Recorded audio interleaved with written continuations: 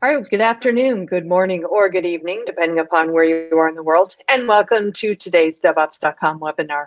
I'm Charlene O'Hanlon, moderator for today's event, and I welcome you. As always, we have a great event on tap. I'm very excited about this conversation we're going to be having, but before we get started, we do have a few housekeeping items we need to go over. First of all, today's event is being recorded, so if you miss any or all of the event, you will have the opportunity to access it later on. Following today's webinar, we will be sending out an email that contains a link to access the webinar on demand. And we are taking questions from the audience. So if at any time during today's presentation you have a question for either of our speakers, please don't wait, don't hesitate. Just use the question and answer tab on your interface and submit your question, and we will try to get to as many as we can near the end of today's webinar. We also have a very interactive public chat feature, so I encourage you, if you have a comment that you want to send over to us, please use that chat interface, and we will take a look at all of the chats that come in, and we'll chat you back as well. And then finally, at the end of today's webinar, we are doing a drawing for 4 $25 Amazon gift cards. So please stick around. Hopefully you'll be one of our 4 lucky winners. All right, with that, let's go ahead and kick off today's webinar, which is How Green is Your Cloud? Eliminating Cloud Waste to Build Sustainable Computing.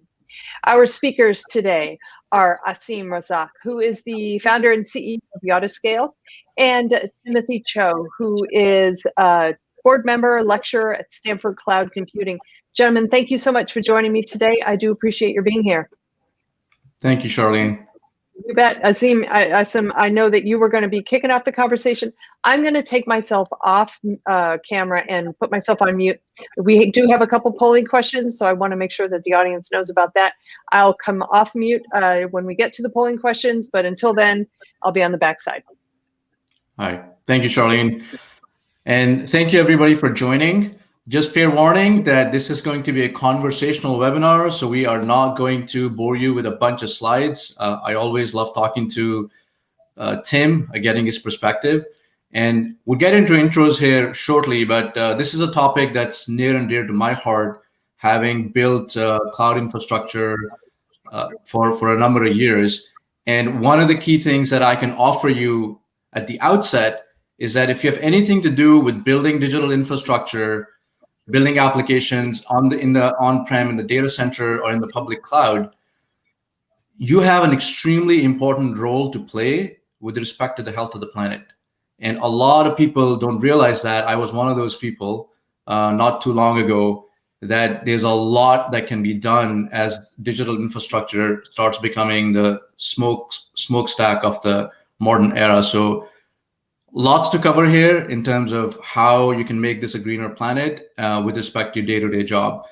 Just by way of introduction, my name is Asim Razzaq. I'm the co-founder and CEO of Yotascale. The vision of our company is to make cloud computing economically and environmentally viable for every organization in the world. And of course, what that means is that we help reduce your spend by making your workloads efficient in public cloud. And as a side effect of that, we also believe that that can reduce your carbon footprint, which is again a key topic for our discussion. Prior to Yotascale, I was Senior Director of Engineering, Head of Platform Engineering at PayPal and eBay, where my teams were responsible for running all core infrastructure, logins, payments, ran big data when it was eBay, PayPal, Skype, and was really brought in to help scale the third wave of growth for PayPal, which is the developer platform. And in the process, as you can imagine, there's a lot of infrastructure that had to be built. So I was lucky enough to build the PayPal private cloud. And I've had sort of my love-hate relationship with public cloud computing, which is all those trade-offs around cost versus performance and eliminating wastage. And with that, I'll pass it on to Tim to introduce himself. Yeah, thanks, Asim. So I'll just do a little bit of background. I've been involved in this move to the cloud since late '99. I actually served as the first president of Oracle's cloud computing business. I actually started the first class on cloud computing at Stanford now about 15 years ago. And I also serve as a chairman of the Alchemist Accelerator, an accelerator focused on enterprise software companies. And it's there where I met Asim, and I don't know, it's 5 years ago, more than that. And I always say I'm a big fan of his, a big fan of the work that Yotascale's been doing, and I've been pleased to continue a level of involvement with them.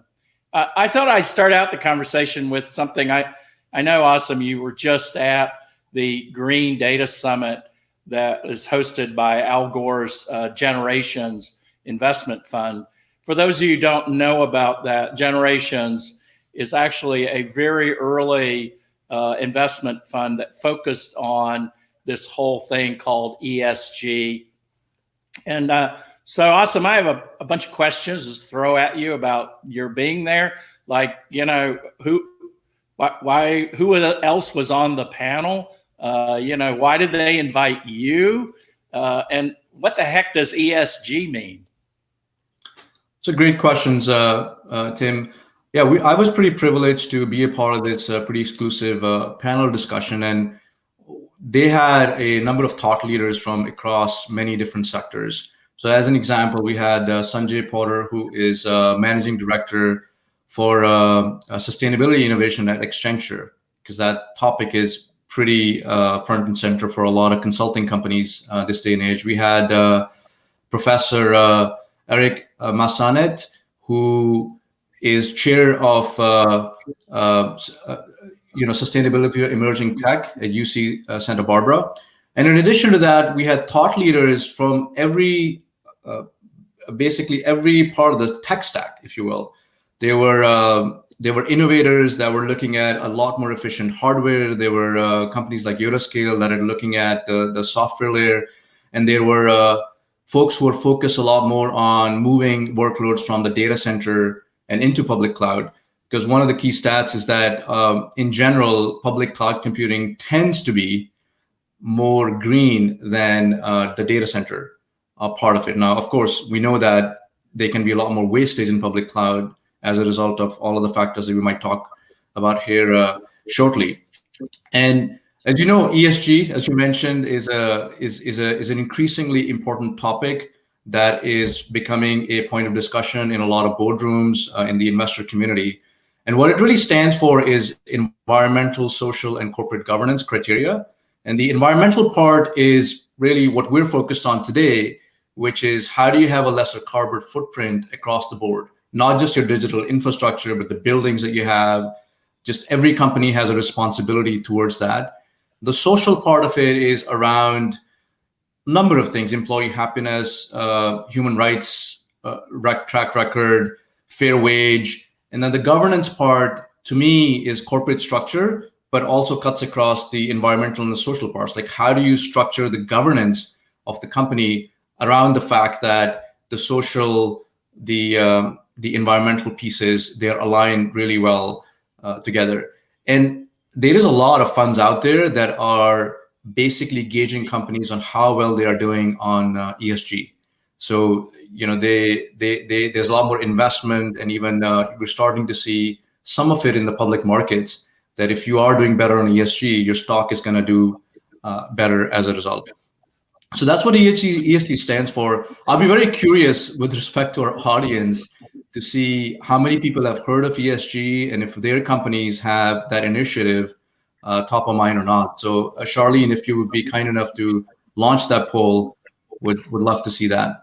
Yeah, so the poll is now open to the audience. The question is, does your company have an environmental, social, and governance initiative? Polling question is right there. The answer is yes, no, or I don't know. So you can go ahead and make your choice. I'll leave the polling question open for just a little bit so the audience can go ahead and make their selection. Asim, go ahead and get back to your conversation, and then we'll circle back and take a look at the poll results once you get a chance. Absolutely. So Tim, back to your question on some of the key insights that we discussed. It starts with awareness, right? So because digital infrastructure is increasingly becoming a key part of the new economy, having the awareness around the fact that this is something we need to pay attention to for a better planet. And just kind of to link it personally to myself, like I have three kids, 3 boys, and the work that I do as somebody who helps build digital infrastructure, helps optimize it, I can at least take that message back to them and say, here is something I'm doing in my humble capacity to help make the planet a better place. So I think it was a lot of recognition of that, and the promise that everybody made around the table is to also go evangelize that in their larger community and larger ecosystem. And that's our humble effort here as well, to get some of the other folks that are similarly in this ecosystem, so they can take these conversations back to their companies and make sure that they're paying attention to really a much better and greener planet. So I'll pause there and see if you had anything additional to ask there or add. Yeah, just to, maybe for some people in the audience to kind of understand how this is impacting at the board level. So I sit on a couple of public company boards. I just got back from a meeting actually just last week. And I'll tell you, it's actually in the boardroom. So we were discussing in one of the committees a ESG initiative that is company-wide. And I think what maybe the listeners can think about is, it's an area that I'd say maybe a year or 2 years ago, a lot of European investors and European companies were interested in. And I think both the, we'll call it renewed interest in carbon footprint, diversity, et cetera, has really accelerated it into the U.S. companies and to the U.S. investment community. So ESG today, there are companies which are ranking, interpreting, giving people a grade on where they are with ESG. So I just want to make the comment that I think at the public board level, at the investor level, it's really becoming not just kind of a backwater conversation. So I think, to your point, increasing awareness, all of you out there, go on, become a student of what does ESG mean, because I think it's not only affecting, our boardrooms, but as Asim said, affecting the planet. Absolutely. And I'll share a few resources towards the end of the webinar here where people can go learn more about this. I think a couple of other things that I would just share from the summit is a statement from a CIO that was shared of a pretty large company, which was around their digital infrastructure, more specifically public cloud computing, but their infrastructure in general, which is where this person said that, I know that I'm wasting half of my capacity, right? So that's adding to the carbon footprint. I just don't know which half. So I think a lot of people struggle with gaining an understanding of, with the complexity of infrastructure, where it's going and how it's getting wasted. And just a stat, in 2020, there was about 18 billion in wasted spend in public cloud computing alone. And there's an economic aspect to this. But of course, what's a lot more near and dear to my heart and a lot of people's heart is what is the impact to our planet and from a carbon footprint point of view. So I thought I'd share a couple of those things as well. Charlene, if we have the results of the poll, it'd be good to just review them here shortly before you move on to. Yeah, sure. The question, just a reminder, their question was, does your company have an ESG initiative? 47% of attendees said yes, they have one in place. 29% they said they don't know, and 24% said no, they do not. So hopefully that sets the stage for you. Wow. Great. Well, I guess it starts there.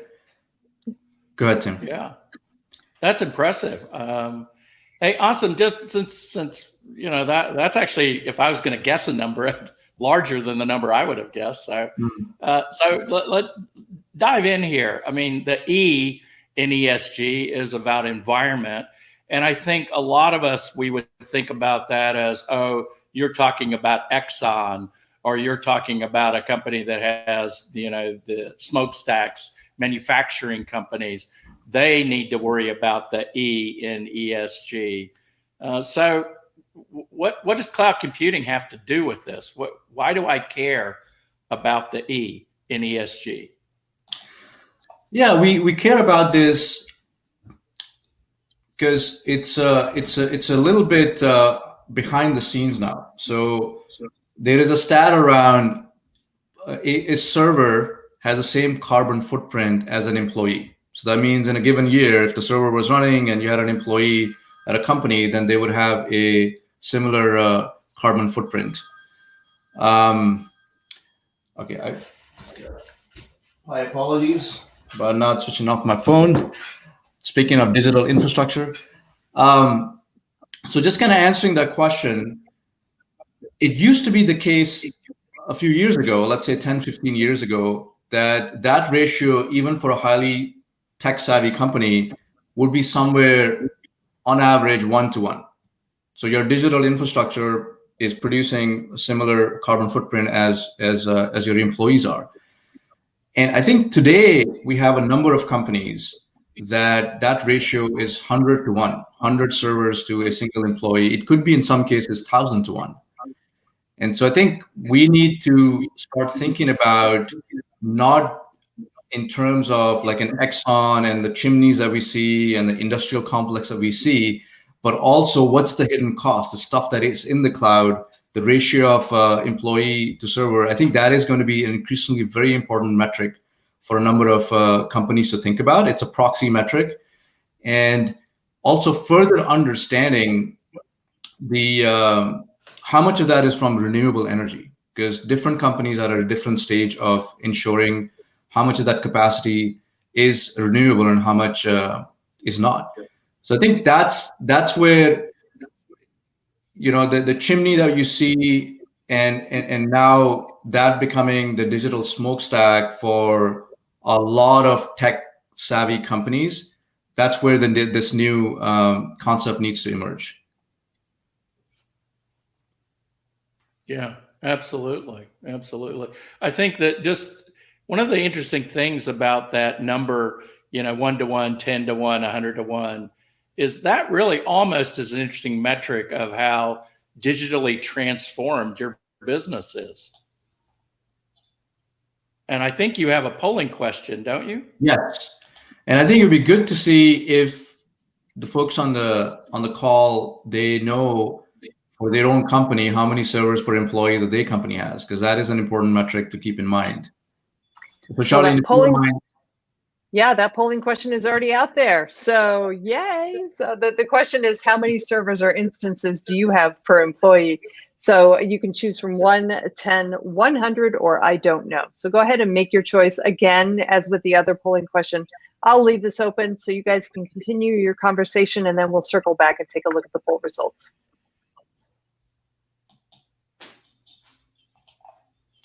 Thank you, Charlene. We'll come back to this. So just on the heels of that, Tim, I know you and I were talking about this earlier. This metric is important, but you felt very strongly that this server to employee metric can be very key in gauging the effectiveness on how green the digital strategy is. So if you want to elaborate on that a little more, that'd be very helpful. Yeah, I think, for the audience that's interested in thinking about this problem, if you want to kind of calculate what your corporate computing carbon footprint is, which many people who are, established companies, some of their computers are on premises and some may be in the cloud. So I think there's a bunch of factors to think through. Number one is what we just talked about, the number of servers per employee. I mean, what I've seen is it can make order of magnitude differences. It's kind of surprising how big the differences can be between, let's call it traditional corporations and the modern digital corporations. So that's number one. Number two is once you understand that, then, okay, now let's reach into the data center where those servers are sitting. And for those of you who are data center geeks, you've heard this word PUE, power utilization efficiency. It's basically a number to measure how much energy is coming in, which actually gets used by the computers versus by air conditioning, et cetera. So the PUE turns out to be a very interesting number. There can be a difference of 3-to-1, just to throw it out there, between, let's call it very poor old school data centers and the very modern ones, right? And then I think the third factor to include is, and you already touched on it, which is where's the power coming from? Is it coming from a hydro dam, or is it coming from a coal-fired plant? And you can actually, and I'm sure Asim can share this, there is in the US, you can look grid by grid, location by location. You can actually see let's call it how dirty the power is in that region. And so depending on what power is coming into your data center, you can also factor that in. And I'll just say order of magnitude, you can see a 4-to-1 difference. Well, in some cases, infinite, because if you're using hydro, et cetera, it's 0. But I think 4-to-1 in conventional power coming in the difference between the carbon footprint of the power. And I think if you factor all those things in, you can come up with, well, how much carbon is my digital infrastructure consuming? So relating this to the audience, so if I'm an application developer, if I'm a DevOps engineer, if I'm running platform engineering, what are some of the things I can do to just start getting my arms around this? Because I might not have all the data and stats on where the power is coming from. Is the employee to server ratio a good starting point? I think that it is probably the one that you'll get a very quick reading on just exactly how much you should care about this problem. Let's say it that way. If you're sitting at 10-to-1, you should start to care a lot about this problem. If you're sitting at, under 1 server per employee, well, maybe you can kick the can down the road. So, and we're all in the middle of, whether you're traditional companies, et cetera, the whole move to digital transformation, to using computing more to drive our businesses. Obviously, COVID has pushed the agenda here. This ratio is only increasing, which I think leads to the question. I just want to throw it back over to you, Asim, which is, so to your point, what can I do about this? How can Yotascale help me with this problem? Let's assume I'm sitting at 25-to-1, right? This is really could be a lot of carbon coming out of the servers. How can Yotascale help me figure this out? Yeah, so I think for us, what we see with our customer base is just this constant challenge of the over provisioning and wasted capacity. As I mentioned, that quote from the CIO, they just don't know which half is wasted. So it's really, there is a promise of cloud computing, which is still a great promise on flexibility and agility, but there is a bit of a reality where it's easy to just buy capacity and just forget about it, right? You don't do that. And some companies might care more about the economics than others, but even if you do not necessarily care about all the economics, I think the planet health part of it is important. And what we see at Yotascale is a lot of times for spiky loads where you need burst capacity, companies will spin up a bunch of servers because it's very easy, right? I call it a little bit, I don't know if it's the best term, but a little bit of it's this thing called cloud computing gluttony, which is you just click a bunch of buttons and all these servers just voila, they conjure up. And then people forget to go back and shut them down because they're still producing that carbon footprint. And, maybe as a visual image, think about they've got that chimney, right? And there's carbon coming out of those servers. And so it's software like Yotascale can help provide you the guardrails to say, look, there's no utilization for a bunch of these servers that are sitting idle. You might want to shut them down. Or as you deploy workloads, a lot of times you think that you will need a certain amount of capacity, but a lot of times what we see is teams end up over provisioning a lot of that capacity. So what a Yotascale can help do is really right size that capacity and reduce that wastage. And then ultimately it is back to understanding who's using what capacity in the context of your business. Because a lot of time it's about which team is using how much capacity, how much it's costing, because I think costing can be a decent proxy for how much capacity they're leveraging typically. And so that's where you can have a very good dialogue within the company around, look, we're spending a lot of money in our R&D environment, or for this customer set, or this particular business unit, or this particular product, or this particular application.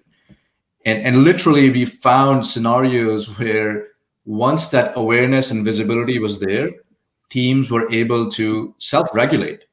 Because I truly believe, because I'm a recovering engineer, I come from that background, that at the end of the day, engineering teams do care about not wasting capacity. They do care about the economics. They do care about the carbon footprint.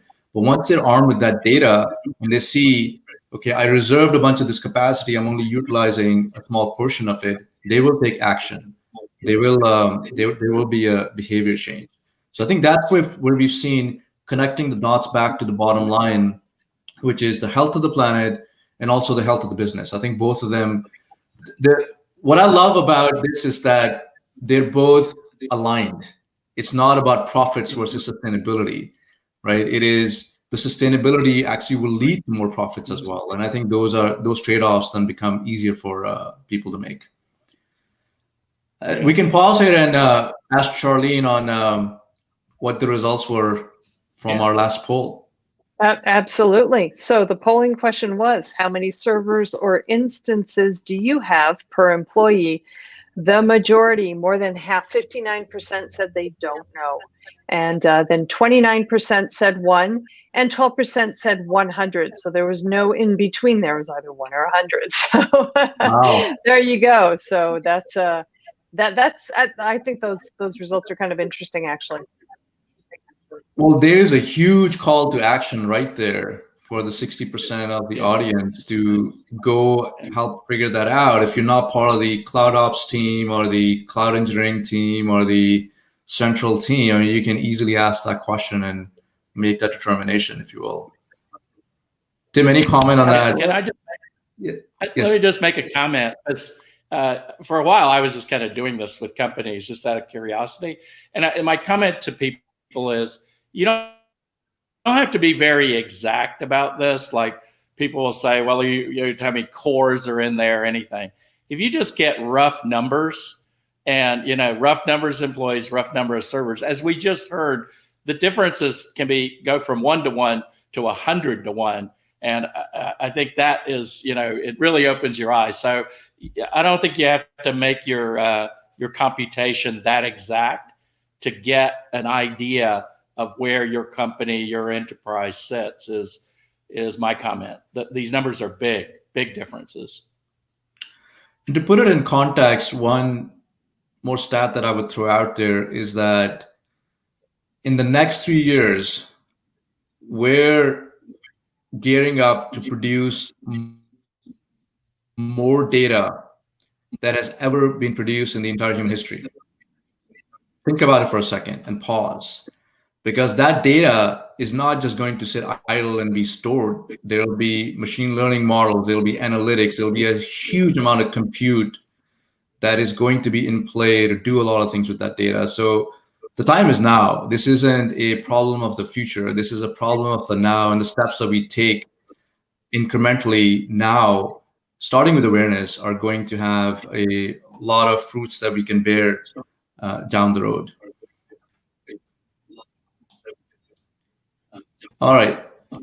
So I think there are a few things that I wanted to share and throw out there, and I'll put them in the chat here. You'll also, I believe, receive a handout as part of this. And the first one that I'm sharing here in the public section is this Medium article on the Green Data Summit summary.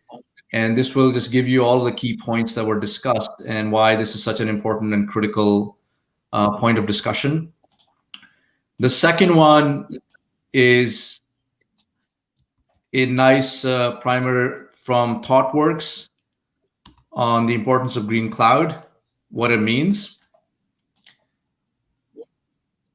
And this final one is for all of the nerds like me out there, which is, well, what if you wanted to go figure out what the carbon footprint is? And there is an open source initiative. This is an open source software that you can basically take, tweak, And I think Tim's point is still valid that the number of servers per employee can be a very good proxy, but those of us who want to be a little more detail oriented, you can deploy this and actually figure out in your company's environment what that is, and potentially you could contribute back to the open source project, and in terms of determining the carbon footprint of your company. So Tim, this has been a great discussion. I wanted to see if there are any questions that came in from our chat. We did have one question that came in from Christopher, and you may have actually just addressed it, but the question is, how do I quickly tell how dirty my cloud service provider's power is? Is there a website I can find this information? So Christopher, that's a great question. And we can follow up on this somehow. If your cloud provider is, let's say, AWS, Google, Azure, in that category, a lot of them actually now publish this. In fact, I do want to give kudos to GCP, because they've taken the lead in some of this stuff, where they actually now share the percentage carbon-free energy for each of the regions and zones. And I think you will start seeing that more and more from other cloud providers. If by this you mean somebody on the data center side, that might be a little more complicated, but I don't know, Tim, you might have some thoughts there on on-prem and data center. If it's not a cloud provider, what could one do to figure out how dirty it is? I know you touched upon some of it in the earlier part of Asim, we could share there.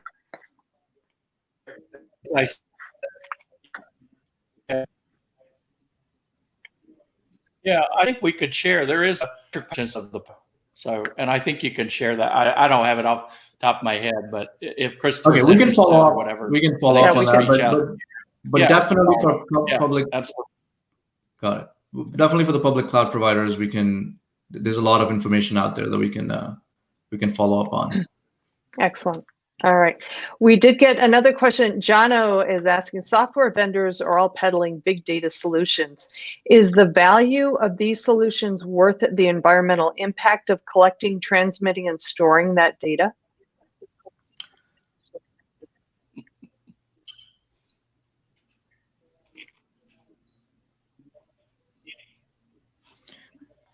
Tim, do you have a thought on that? Well, I mean, that is an interesting value question. A very interesting value question. I mean, clearly we could come up with examples where the answer to that is going to be no, depending on how big the carbon footprint is. I don't know, maybe to the questioner, I don't know that anybody ever asked this question. I think that, this is a question worth asking. And, if we're not measuring this stuff, if we're not managing it, I can't even answer the question of what the value of it is. But I think, it's an encouragement to everybody on this call is, hey, let's ask these questions. And there are answers to these questions, but asking them is probably the most important thing. And I think that's great, Tim. And what I want to add to that is that have that conversation. If you're talking to one of these vendors, make it a primary variable in your conversation. Say, how do they think about efficiency? How do they think about life cycle management, right? So if data that's not needed, it's not touched, how can it be stored in an extremely low carbon emission type of storage, if you will? And I think it at the end of the day, it's a responsibility of both the customer and the vendor to come together. And so just like anything, if the market doesn't drive this, I'm taking more of a business example, right? It's a supply demand thing. If more and more consumer of these big data solutions are aware of this and say, what are you guys doing about the environmental impact of these petabytes, terabytes of data that you forget, and it's just spewing all this smoke up in the environment, then that would not be a primary variable for a lot of these companies. Okay. All right, great. So here's another question for you from John. He asks, are there CSP rankings on their ESG commitment? I assume the CSP means cloud service provider. Cloud service providers, yeah. Yeah, that's a good question. Whether at least the top 3 to 5, what commitment they've made out publicly. So that's a good question. We can also follow up on that one. Okay. All right, great. Although I will Great, say this might sound like we're turning this around, but also if you have a CSP, that is something that you should ask them. Right. Yeah. Good point. Good point. So next question here. Let's see. We've got how do we get started with reducing our digital cloud waste? I'm sure this is a question you get a lot, actually. Sorry, say that. Repeat that question. Yeah, sure. The question is, how do we get started with reducing our digital cloud waste? Yeah, like anything, you can't really improve what you can't measure. Right. So first and foremost, start with understanding where the capacity is going and why. Right. And I think Yotascale is one of the products that can help in that conversation. So it starts with visibility, and once you do have that visibility, I think that will shed a lot of light. Even if you don't have, if you're talking about the top 3 public cloud providers as an example, even if you don't have the exact carbon footprint, the cost can be a proxy. And then back to what Tim was mentioning, the number of servers per employee can also be a proxy metric. So try to understand how many of these are being spun up, and does that kind of make sense in terms of how it's relevant to the size of your company is another way to look at it. Tim, anything you want to add to that? No, I think you've already said it. I think cost is a proxy for carbon, because it doesn't matter. I mean, at the end of the day, it is because you're consuming it. So if you don't need to consume it, why consume it becomes another question. Forget cost. Just like, why would you leave the faucet on even though water's a penny a gallon? Well, because why would you waste if you didn't have to wait? I mean, I think that's a responsibility type of conversation. Right. All right. All right, great. We have a question here from Linda who asks, CDN service providers have had multiple times more active servers than typical cloud providers. Is there a way to shut down CDN servers on off-peak hours?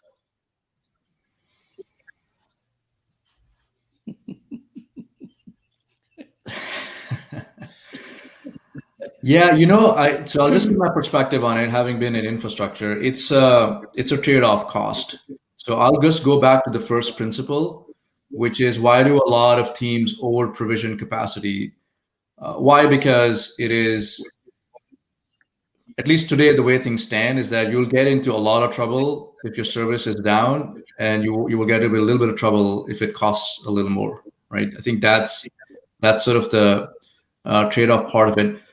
Tim, I'm not aware of any software out there that can do the CDN orchestration. I think it's a valid point, because a lot of media companies and a lot of companies that have a lot of content to serve up, this is a key part of the backbone of their infrastructure.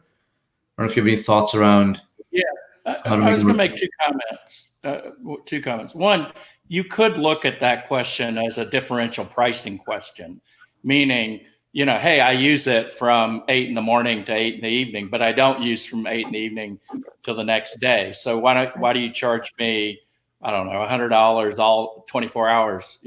So you could look at the question as a differential pricing question, and whether Akamai or Amazon CDN or et cetera provides that, I don't know the answer, but you could answer it that way. The other answer you could say is, well, why don't I go to my CDN provider and ask the question, right? Which is, okay, you charged me $100 for this, CDN service. How many pounds of carbon is it? I think it's a valid question, and it's the question, as we're talking about today, it sounds like a stupid question, but if we are all living online, these CDNs are going to be sucking down tons of power. And so, I, as a, Netflix consumer, and I've got Disney Plus. If Disney Plus is consuming 10 times the carbon that Netflix is, maybe I'll not be watching as much Netflix. So I think it factors into maybe we just repeating ourselves. The more we all ask the questions, the more we will improve the situation here. The awareness is the first step. I'm loving the questions, right? Because these are the exact kind of questions that should go back to the providers and just say, hey, I care about the health of the planet. I care about the future of our generations. And I believe you're contributing to this problem. And I'd love to find a way to solve it. Yeah, absolutely. And we are still taking more questions. So if you do have a question for Asim or Timothy, please go ahead and use the question and answer tab. Those are all the questions that we have in right now, but I'm going to leave it open to see if we get any last minute questions come through. And while we are waiting to see, I do want to quickly remind the audience that today's event has been recorded. So if you missed any or all of the webinar, you will have the opportunity to access it again. You can watch it on demand. We will be sending out an email that contains a link to access the webinar on demand. And the webinar is also going to be living on the devops.com website. So you can go look for it there as well. Just go to devops.com/webinars and look in the on-demand section, and it should be right there waiting for you. Well, it looks like we've not gotten any more questions in, so I think we've pretty much exhausted it. So I do want to thank everybody who did submit questions. Some real stumpers there, so thanks so much for that. Really do appreciate it. And any questions that these very smart people were not able to answer during the question and answer session, then absolutely. I'm sure they'll be more than happy to follow up with you offline to get that question answered. So real quick, before we close things out, I do want to do the drawing for the $425 Amazon gift card winners. Our winners today are Anna R. Congratulations, Anna. Dave N. Congratulations, Dave. Christopher K. Congratulations, Christopher. And finally, Andy L. Congratulations, Andy. We'll be following up with all four of you via email to get your Amazon gift card over to you. So please check your inbox. And if you don't see anything in your inbox, please check your spam folder. I think we just got one more question in. We'll just take a quick look at it real quick. Okay. So Jono asks, do we all need to reduce the amount of content we create? God, I hope not. But is the IT industry contributing to deteriorating mental health by enabling information overload? That is a loaded question, Jono. And I don't think we have enough time in the day to address that one. But it's certainly food for thought and definitely gives us something to all think about. But Asim or Timothy, I don't know if you guys want to take a crack at that one, but it is definitely, shall we say, a loaded question.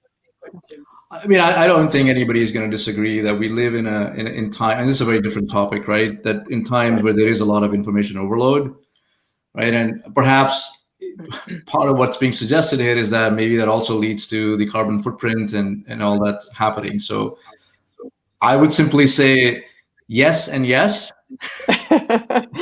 Is it going to change? Probably not. So my just 2 cents on it is that just the same way we are talking about the health of the planet, and my call to action to everybody here is that you have a lot more sway in this discussion than you think you do. It starts with awareness. It starts with talking to your coworkers. It starts with talking to your leadership team at your company. It starts with, on average, people have 100 SaaS subscriptions. Mm-hmm. Right. I mean, think about it. And larger companies might be getting to 500 or 1,000. Think about that, right? So in every conversation, every vendor you have, if this is injected and that question is being asked, there's going to be that network effect, and we need to get that network effect going. And I think similarly, this is all about awareness. I do feel that it's going to be hard to sort of reduce the content being produced out there, but just my 2 cents is that as a consumer, we have to get more selective to our lives. Yeah. That's at least what I try to do myself personally. All right, then. Well, with that, why don't we go ahead and close things down? I do want to thank the audience for submitting such great questions. I mean, there were some, like I said, there were some stumpers in there. So thank you very much. I also want to thank Asim and Timothy for a great presentation. It's always a fascinating topic to talk about the economic or ecological impacts, I should say, of the cloud services. And it's definitely something that I don't think we're talking about as much as we should be. So thank you both very much for bringing up such a very important topic that is important on a number of levels. So thank you again. And also want to thank the audience for joining me today. Good stuff all the way around. But this is Charlene O'Hanlon, and I'm now signing off. Have a great day, everybody, and please stay safe. Thank you and take care. Thanks.